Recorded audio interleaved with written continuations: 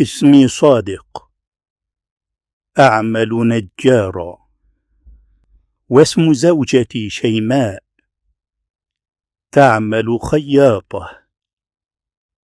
لنا 3 أولاد.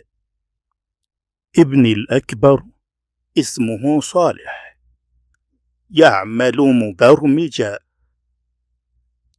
وابني يوسف وزوجته في السعودية، واسم ابنتي سليمة، وهي طبيبة أسنان.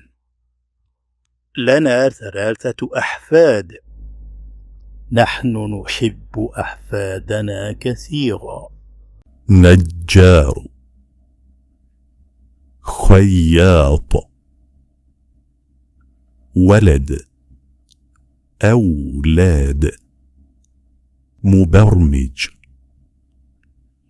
طبيب أسنان، حفيد، أحفاد.